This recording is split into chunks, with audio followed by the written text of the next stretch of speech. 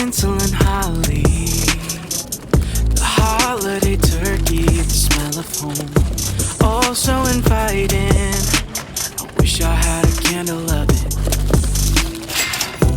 Gifts for the children, the sound of the carols and silver bells. So เดี๋ยวเราแวะไปกินอาหารมื้อเย็นเป็นมื้อที่สองเนาะมื้อที่สองที่ผัดปูเมืองทอง เราจะสั่งที่เป็นสุกี้แห้งทะเลแล้วก็ปลานึ่งซีอิ๊วนะคะ หรือไม่ก็เป็นหมูสเต๊กแต่ว่าเราว่าปลามันจะแบบเบากว่าอย่างเงี้ยแล้วมันก็ได้โปรตีนที่แบบดีด้วยก็เดี๋ยวไปที่ร้านเลยอันนี้ก็เป็นของที่หิ้วนี่มาจ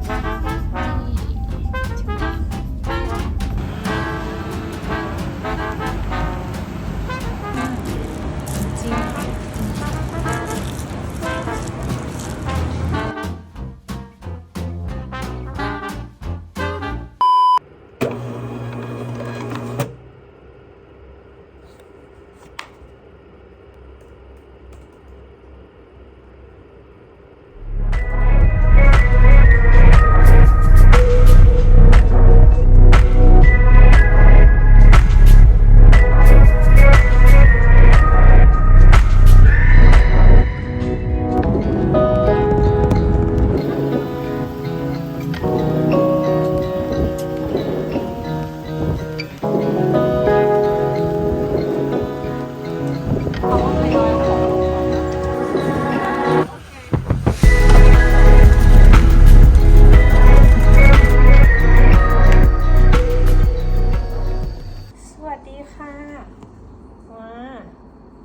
ถึงห้องแล้ว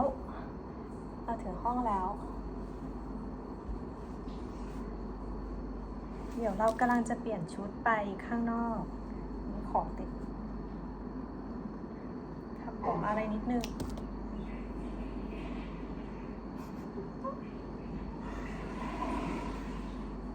ขอทำผมนิดนึงแล้วเดี๋ยวเราจะไปนั่งตรงบาร์นะคะชื่อว่า Dex Bar ค่ะบรรยากาศดีมากแล้ววันนี้อากาศไม่ร้อนด้วย เดี๋ยวจะออกไปข้างนอกกัน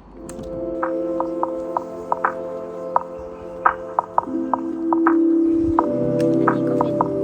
เว้นงานนะคะเป็นไว้ตลอด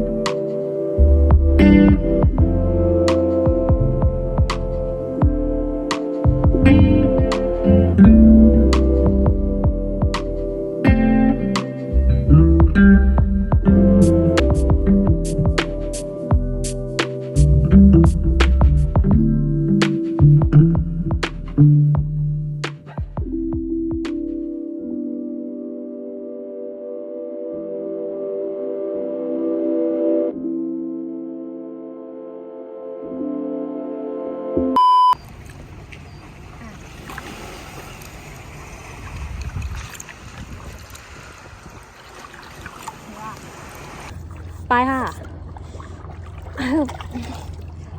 ไป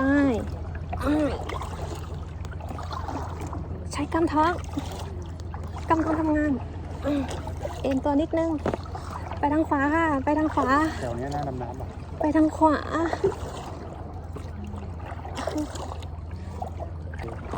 โอ๊ย มันไม่เกินไป โอ๊ยหูแดง หูหัวแดง แถวนี้น่าดำน้ำมากเลย เหรอ โคตรดี เอง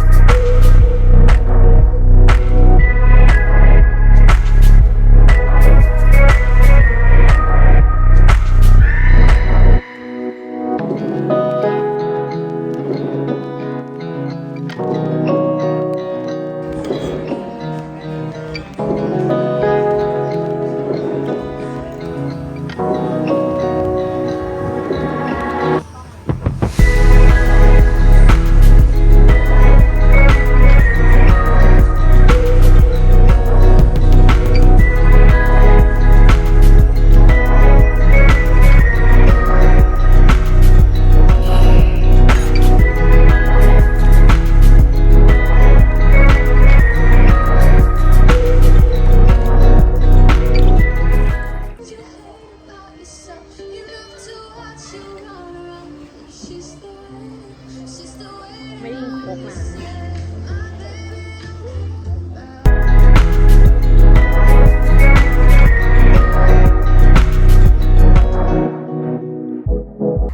สั่งมาแบบวันนี้ชีทเดย์นะคะ อันนี้เป็นปีกไก่ทอดค่ะสดๆ อันนี้ก็เป็นแบบฮาร์ฟนะคะ อันนี้จะเป็นมาการิต้ากับอันนี้จะเป็นผักโขมแล้วก็ใส่ไข่แล้วก็ชีสนะคะ แล้วก็นักเก็ตเลย